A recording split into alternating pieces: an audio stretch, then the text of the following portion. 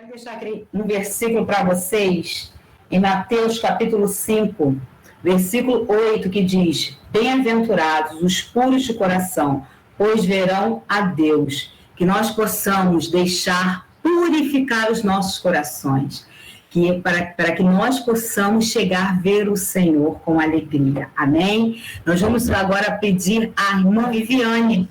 Pode ser, Viviane? Oração pelos enfermos. Vamos orar então. Pai amado, querido, Senhor, te agradeço, Pai, por essa oportunidade de estar na Tua presença, Senhor, te engrandecendo, Senhor. Continua, Senhor, abençoando seus filhos, Senhor. Cura, Senhor, os seus filhos, meu Pai, que estão enfermos. Abençoa, Senhor, cada dia mais a vida dos teus filhos, meu Pai. Em nome de Jesus, meu Pai, que nós possamos estar sempre, Senhor, embaixo das tuas asas, Senhor. Nos protege de todo mal, Senhor. Em nome de Jesus, te agradecemos por tudo, Senhor. Amém. Amém, queridos, amém. Agora o Edivaldo vai trazer, né, a palavra, a leitura da palavra. Depois a Bárbara vai orar pela ministração, né? Pastor Edivaldo agora com a leitura. A paz do Senhor para todos. Amém. Vou ler a segunda epístola universal do apóstolo Pedro, capítulo 1, até o verso 4. Diz assim a palavra de Deus: Simão Pedro, servo e apóstolo de Jesus Cristo, aos que conosco alcançaram fé igualmente preciosa pela justiça do nosso Deus e Salvador, Jesus Cristo.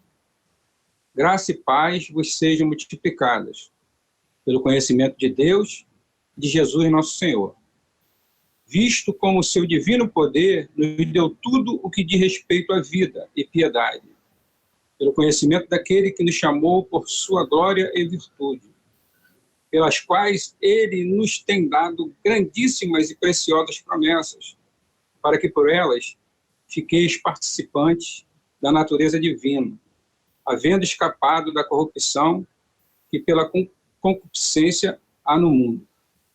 Amém. Só até aí.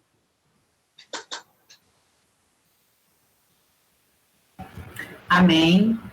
Daniel, você pode orar?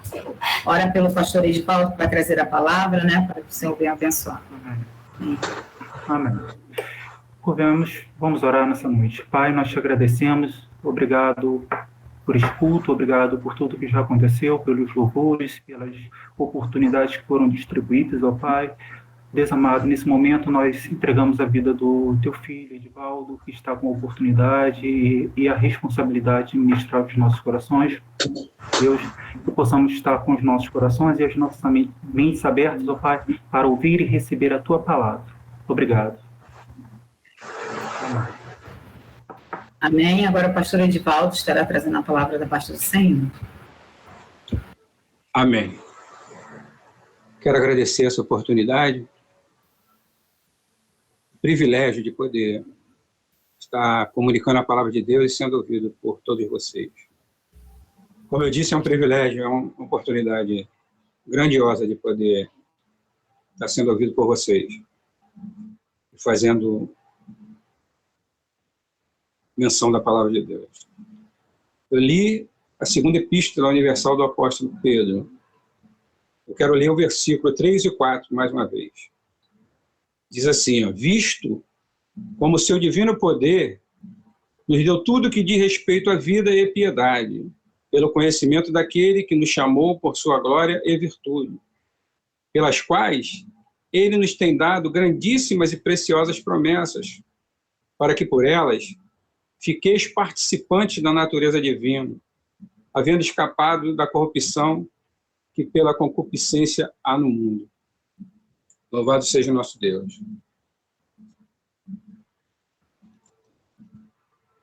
Ele nos deu tudo que diz respeito à vida. Olha que coisa maravilhosa. A gente pensa que precisa disso, precisa daquilo, mas se a gente se voltar para a palavra de Deus, a gente vai ver que o seu Deus, ele nos deu tudo que diz respeito à vida.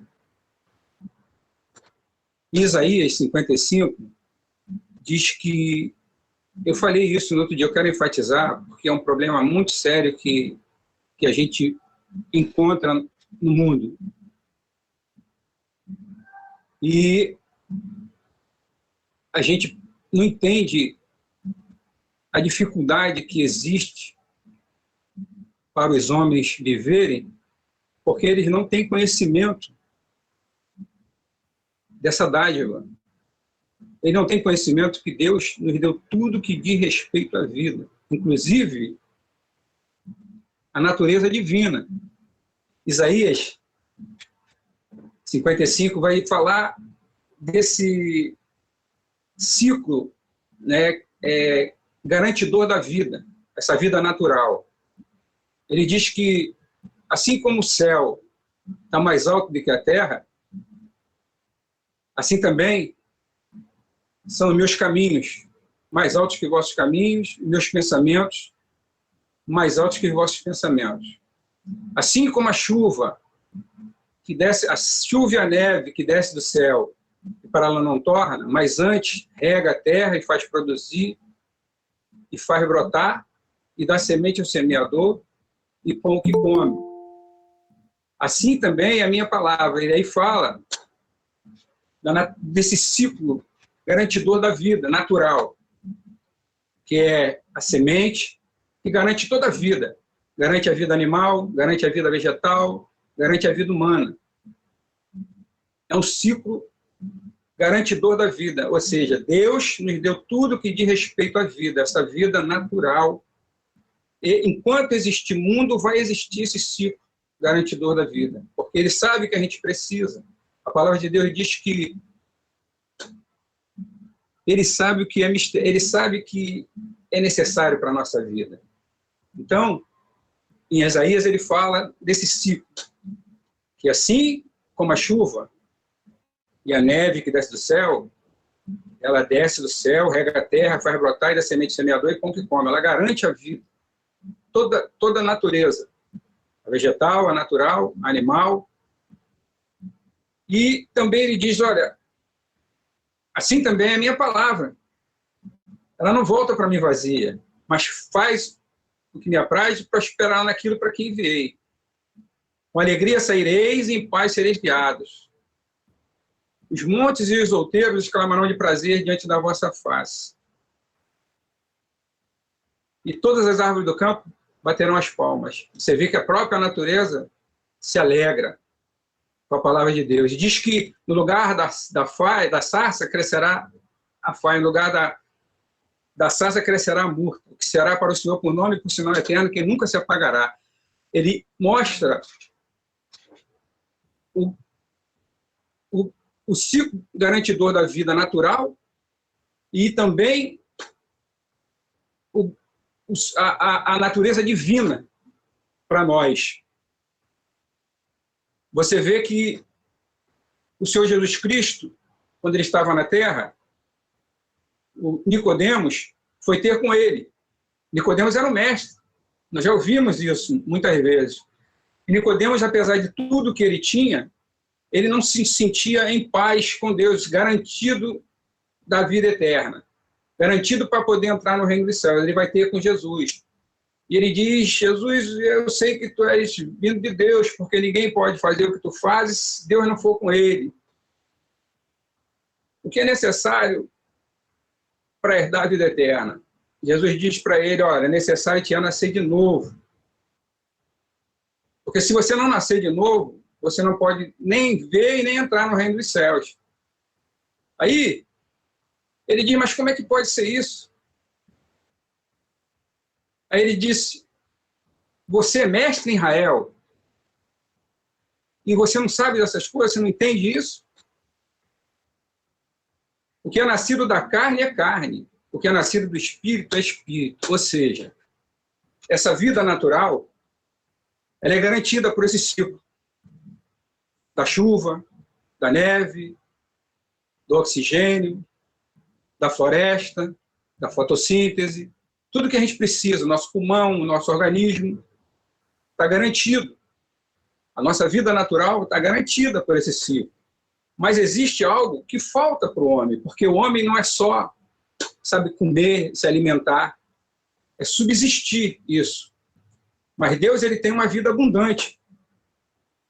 Ele tem uma vida muito mais significativa do que somente esse ciclo garantidor da nossa existência.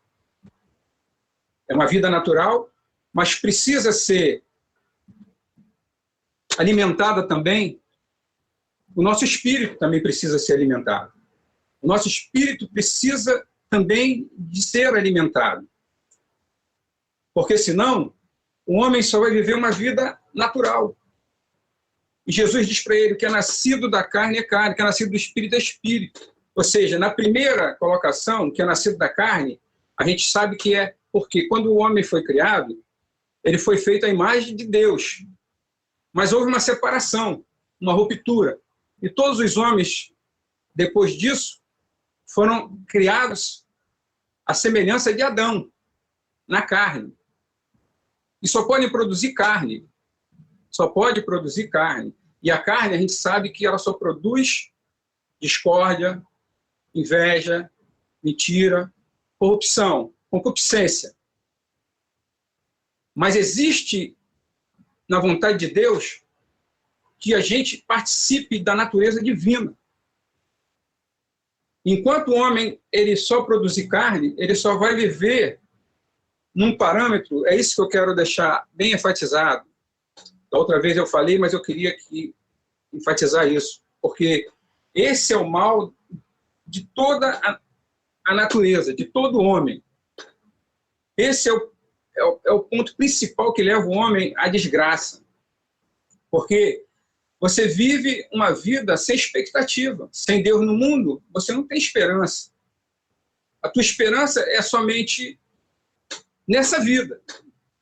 É nascer, conquistar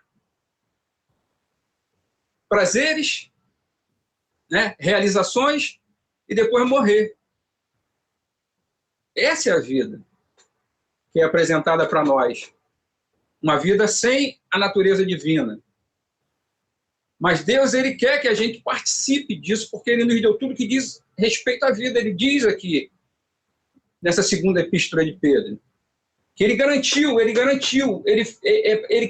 fez isso em Cristo para que a gente pudesse ser participante da natureza divina, havendo escapado dessa corrupção. Enquanto o homem ele não tiver um encontro com Cristo, a vida para ele, a existência para ele vai ser um peso. E é por isso que eu digo, e disse, e digo novamente, que o motivo de muitas pessoas estarem passando pelo que estão passando é o peso da existência. Porque quando a pior coisa para você é existir, você quer morrer. Já pensou o homem que tem a consciência? Porque a maioria das pessoas, eles se contentam, estão satisfeitos com a vida, porque não tem entendimento da realidade da vida. Porque quando você tem entendimento da vida, da realidade dela, você vai ver que é uma coisa frustrante. É uma coisa que não tem significado para continuar se vivendo. Eu, quando era novo, eu li um livro, era tão pessimista, mas ele era realista. Ele viveu numa época de guerra, de 1840, 1820, por aí. E ele era um cara que ele era realista. E a realidade é essa. A realidade da vida é que essa vida natural é que leva as pessoas para essas tribulações. O cara que tem entendimento, ele vai começar a entender que se o propósito da vida é esse, então o propósito da vida é sofrer. Porque a felicidade são curtos intervalos na nossa vida. O mais que a gente vê é guerra, é morte, sabe? É desavença, é tristeza, é fome. Então, quando a gente tem essa consciência e tem uma vida natural, não tem a natureza divina para poder nos alçar a esse entendimento que Pedro nos apresenta, dizendo que nós só somos participantes da natureza divina, a gente só pode querer o quê? É se meter num quarto, se entristecer com tudo, ter medo de tudo, entendeu? É não ter expectativa de nenhuma possibilidade de felicidade. E é isso que a gente hoje está vendo mais e mais, cada vez mais, por causa da comunicação, né, grandiosa que existe, e fatos e informações, muitas das vezes mentirosas, mas o homem ele não tem Deus, no mundo dele não pode ter esperança. Então Jesus diz, olha, o que é nascido da carne é carne, só vai produzir carne. É preciso que haja um novo nascimento, é preciso que você nasça de novo. É preciso que você nasça da água do Espírito. E ele diz, aquele que é nascido da carne é carne. O que é nascido do Espírito é Espírito. Ou seja, quando ele fala o que é nascido do Espírito, na primeira colocação, é o Espírito Santo de Deus. E quando ele diz que é nascido do Espírito, é Espírito. Ou seja, quando ele, na segunda colocação, é a vida que se segue no Espírito. É a vida que vai ser vivida no Espírito. É uma vida, sabe, que agora não só mais o natural, não só essa subsistência, mas uma vida com esperança, com promessa de vida divina, natureza divina na nossa vida. E aí o homem, ele vai ter a possibilidade de ultrapassar fronteiras. Ele não vai viver só encarcerado nessa possibilidade de nascer e realizar algumas coisas e depois morrer. Porque isso é frustrante para qualquer um. Quando o homem ele nasce, cresce, ele começa a entender isso, ele começa a ver que a vida é uma desgraça. Quando ele não tem a natureza divina para poder entender que existe, sabe, uma esperança, existe uma vida, existe algo maior do que é proposto por esse sistema de coisa do mundo. E quando ele diz, mas você é mestre em Israel, e você não sabe, você não entende isso, aí a gente vê que muitos homens cultos, muitos homens que já leram a Bíblia 3, 4, 5 vezes, são doutos, são formados em teologia, são experts, sabe, são, como diz, doutor em Deus, né? Doutor em Deus, né? Tem um conhecimento de Deus, mas não produz, sabe, a vida, a natureza divina, porque não tiveram realmente um novo nascimento. E diz a Bíblia que esse novo nascimento, ele não pode ser produzido pela vontade do homem, pela carne, pela vontade do varão. Só Deus é que pode produzir isso no homem. Só o Espírito Santo de Deus é que pode produzir esse novo nascimento. E quando a gente passa a conhecer a palavra de Deus, quando a gente passa e tem esse encontro com Cristo, esse milagre que acontece na vida da gente, né? Agora a gente vai ser alimentado por essa palavra. Não só mais o alimento natural, mas também o alimento espiritual, porque é isso que completa o homem. Ele tem uma natureza natural e tem a natureza divina. Vocês sabem que o homem é corpo, alma e espírito. E mesmo que haja muitas ideias, mas a verdade é que o nosso espírito anela, sabe? Por isso, todo homem anela por algo fora da natureza, do que é natural. É algo que foi, quando foi criado, nós fomos criados com essa natureza. Mas houve uma ruptura e agora a gente se afasta. E o homem passa a viver uma vida longe de Deus, dessa natureza divina. Então, quando ele tem um encontro com essa natureza, ele é ligado novamente a essa natureza por Jesus Cristo, pela verdade, pela palavra de Deus, por esse milagre realizado somente por Deus, ele passa a se alimentar da palavra. E a palavra de Deus diz que bem-aventurado o varão que não se assenta na roda dos escarnecedores, né? E ele tem o seu prazer na lei do Senhor, e nela medita de dia e de noite. E ele será como árvore plantada à beira de ribeiros, que dá o seu fruto na estação certa. Então você vê, o homem ele passa agora a ser alimentado pela palavra de Deus. E a palavra de Deus, né, ela vem e agora, vivificada pelo Espírito Santo de Deus em nós, a gente passa a produzir frutos, virtude. Agora, nós não nos preocupamos em conquistas, mas não nos preocupamos mais em prazeres só. É claro que, como o Emerson falou no começo, a gente tem que desfrutar de tudo que existe na natureza. A gente tem que comer, a gente tem que brincar, a gente tem que festejar, a gente tem que se alegrar, a gente tem que namorar, né?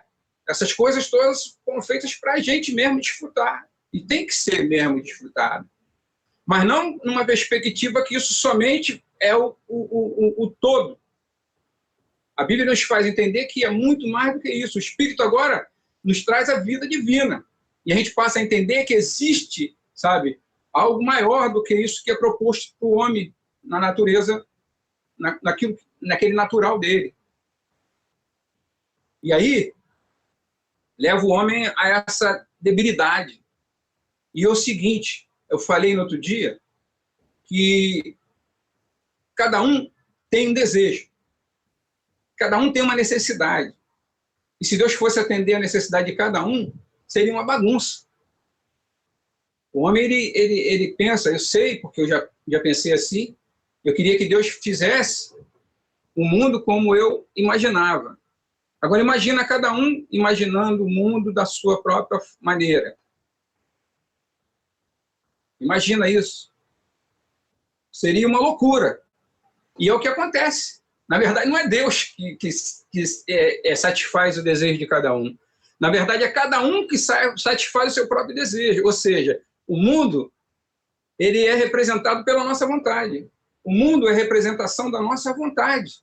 A vontade do homem. Então, se existe essa parafernália toda que existe no mundo, é consequência, sabe, da vontade do homem. É a realização da sua vontade. É representação da sua vontade. O mundo é assim porque é a representação da vontade do homem. Cada um deseja uma coisa. Enquanto não existir no ser humano, né, o desejo de fazer a vontade daquele que criou, que é a sabedoria que vem do alto, que produz frutos de bondade, de misericórdia, de perdão, de entendimento, de ajuda, de amor ao próximo, nunca vai existir um mundo satisfatório para ninguém. Quando Jesus ele ensina o Pai Nosso, ele diz, seja feita a vossa vontade, assim na terra como é no céu. Então, quando no céu é feita a vontade de Deus, enquanto aqui na terra for feita a vontade de cada um de nós, o mundo vai ser esse caos. Aí, o que acontece? Quando a gente tem esse entendimento,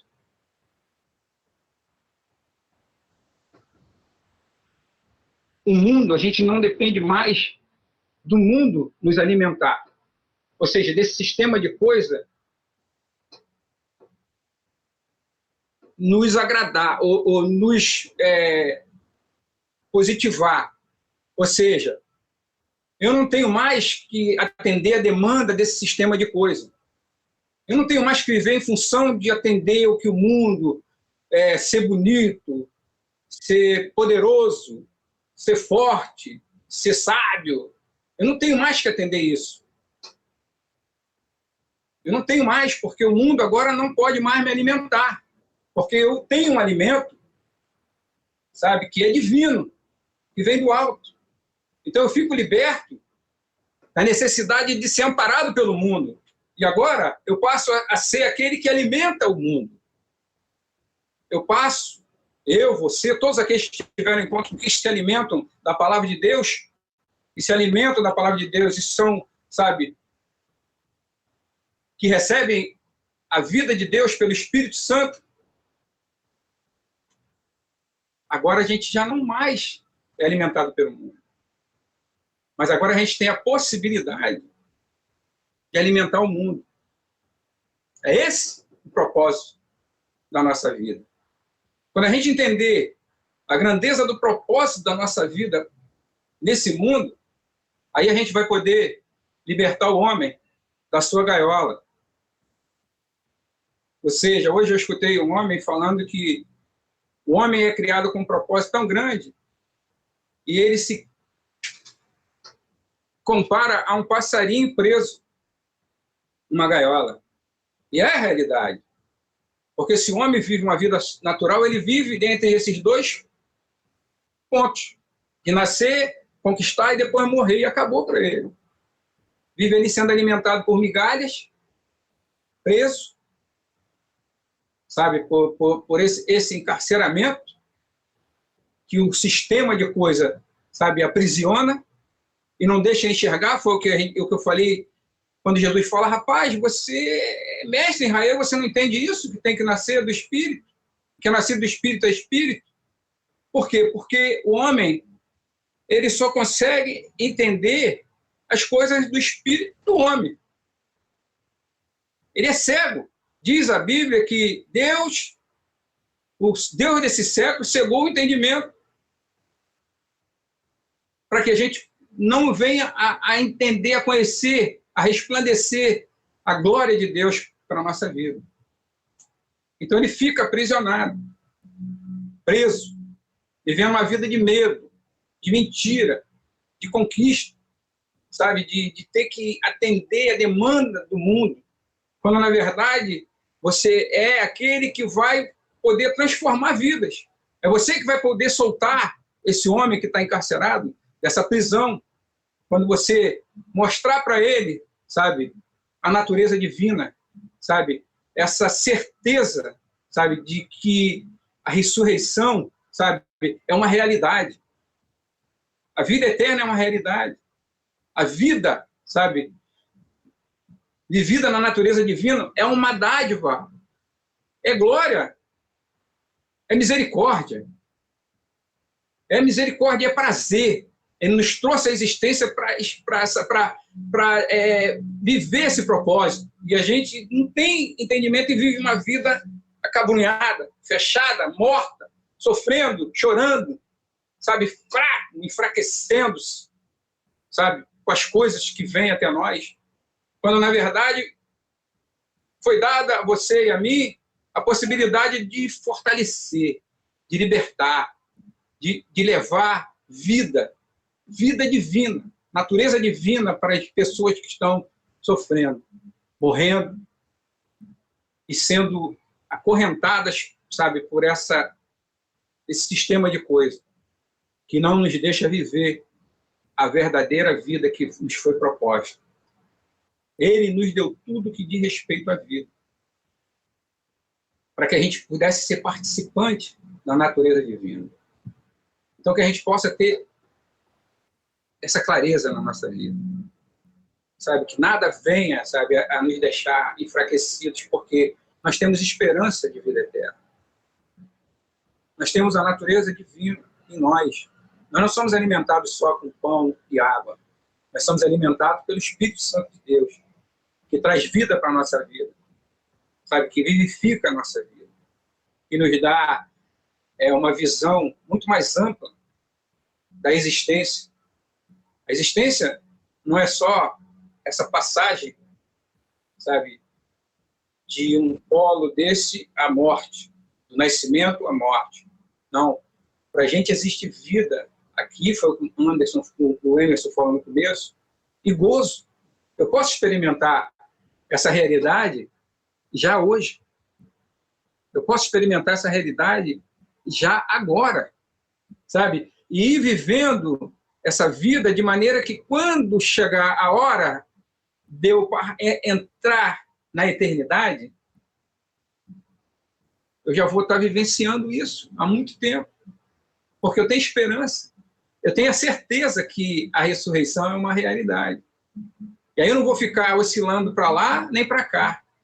Eu tenho, sabe, a consciência de que Ele nos deu tudo que diz respeito à vida. Tanto o alimento material como o alimento espiritual. Se você tiver, sabe, esse encontro com Cristo, se você tiver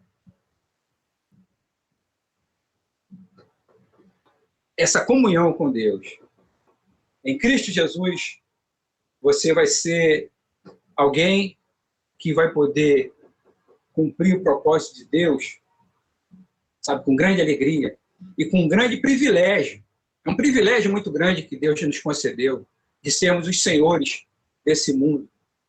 O homem, ele foi colocado aqui para ser senhor. Todos nós sabemos disso. E a gente, sabe, abre mão desse poder, né? Abre mão, sabe, desse privilégio para ser dominado por coisas pequenas, sabe? Os haveres, eles não trazem virtude, mas a virtude é que traz os haveres. Então a gente tem que se preocupar com a virtude. A virtude de ser, sabe, aquilo que Deus, sabe, o propósito de Deus, aquele propósito para o qual ele nos criou, de alimentar, de transformar, de levar a verdade, de libertar o cativo, o encarcerado. Que a gente possa, sabe, viver essa vida e desfrutar dessa natureza divina. Agora, já, em nome de Jesus. Amém. Agradeço a oportunidade. Amém. Boa essa palavra, né, que vem da parte do Senhor para os nossos corações. Nós possamos ter mais vida com Jesus. É o que nos faz ficar de pé, né? Agradeço aos irmãos que me deu essa oportunidade de dirigir o culto hoje, né? Que Deus abençoe cada um de vocês, que vocês venham ter uma semana abençoadíssima da parte do Senhor. Quero passar agora para falando aqui e fazendo uma oração final. Antes disso, queridos, eu quero pedir que todos vocês não esqueçam de orar pelo seu Wilson, tá? Seu Wilson, ele ainda se encontra internado, vocês possam estar orando por ele, tá bom? Que Deus abençoe cada um de vocês. Amém. Pastor daí. Obrigado, Daniel. Olá, pessoal, boa noite. Deus abençoe a vida de todos vocês. Como eu sempre digo, eu quero agradecer à pastora Cristina pela condução do trabalho, que é uma condução primaz. Deus abençoe a tua vida, viu? Eu fico muito contente quando ouço vocês. Eu vou repetir uma coisa que eu falei na quinta-feira passada. Quando eu ouço vocês pregarem, eu fico com uma inveja, é uma palavra muito estranha para definir isso, mas um questionamento para saber se eu tenho essa condição de falar aquilo que vocês falam. Eu não sei se eu tenho. E eu não sei se eu consigo falar isso tudo. Eu fico, meu Deus, será que eu consigo falar isso tudo que esse pessoal fala, que a Suzana falou na quinta-feira, que o Edivaldo falou hoje? Será que eu consigo alcançar esse tipo de coisa, né? A sobriedade com que a Cristina consegue conduzir um culto, que o Darley conduziu na quinta-feira, eu fico muito contente quando eu vejo vocês fazendo isso, e eu não sei se eu consigo fazer com tanta sobriedade quanto vocês fazem. Mas, enfim, eu fico muito feliz por vocês, e eu sei que a igreja, isso para mim é uma resposta muito boa, porque diz que para mim isso significa o seguinte, que a igreja não precisa de mim, não precisa do Adailton, a igreja precisa dos obreiros que estão lá, e eu sou só mais um obreiro que estou ali cooperando com as coisas que Deus colocou na nossa vida, viu? Então, obrigado a vocês todos que participaram, obrigado a cada pessoa que testemunhou. Os louvores foram louvores tecnicamente gravados, mas também são louvores essenciais, tá? Então, eu quero agradecer a vocês todos pela dedicação, e, como disse a Cristina, continuar orando por aqueles que precisam das nossas orações, viu? Orar pelo seu Wilson. E, gente, orar por aqueles que estão objetivamente enfermos, porque a gente tem um país que está enfermo e tem um mundo que está enfermo. A gente vive uma situação inédita no mundo inteiro, que é um sem número de pessoas que está enfermo, que está doente, e a gente precisa orar por isso, tá? Então, vamos orar por isso, para que Deus cure não só o corpo, mas cure também a mente, cure também a alma, o coração, onde a doença estiver alojada. Vamos orar então, quero orar com vocês. Depois da oração eu vou fazer alguns anúncios e a gente traz a bênção apostólica. Eu vou devolver para a Cristina para ela fazer a bênção apostólica depois da oração, viu? Vamos orar então. Pai eterno, obrigado pela tua infinita e poderosa misericórdia. Eu te agradeço profundamente pela mensagem que nós ouvimos hoje. Eu te agradeço pela condução do culto, te agradeço pela condução do trabalho, te agradeço porque o teu Espírito Santo guia os teus filhos e tem sustentado a cada um de nós dentro da tua vontade. Nós estamos, como o Cristo disse, Pai, escondidos debaixo das tuas asas. Cada um de nós aqui está escondido debaixo das tuas asas. Nesse mundo tão tenebroso, nessa vida tão difícil. Assim como Cristo disse ao olhar para Jerusalém, nós estamos como pintinhos escondidos debaixo das tuas asas, esperando que a tua misericórdia e graça nos alcance. Cura aqueles que estão enfermos das enfermidades da mente, da alma, do coração, das juntas, das medulas, do sangue, aonde a enfermidade quiser alojar-se, que ela possa ser repreendida pelo nome de Jesus e que a tua misericórdia alcance esse mundo que está tão doente, Pai. Eu sei que isso é previsto na tua palavra, mas que nós possamos ser livres dessas consequências tão ruins do mundo. Eu te agradeço na pessoa do teu filho Jesus, que por amor e nenhum outro sentimento, mas por amor, deu a sua vida por mim, que tão pouco merecedor sou da tua misericórdia. Obrigado por ouvir as mensagens que eu vi hoje, obrigado pela mensagem do pastor Edivaldo, pela condução do trabalho da pastora Cristina e por todos aqueles que em algum momento oraram ou fizeram alguma coisa nessa reunião. Abençoa o teu povo e nós te agradecemos no nome do teu filho Jesus. Amém. Meus irmãos, continuem em oração por aqueles que estão enfermos, viu? Na quinta-feira nós estaremos reunidos novamente e domingo que vem nós teremos o nosso culto presencial de 6 às 8. Começa às 6 às 7, perdão. De 6 da tarde às 7 da noite. Eu vou devolver para a pastora Cristina para ela trazer a bênção apostólica para a gente.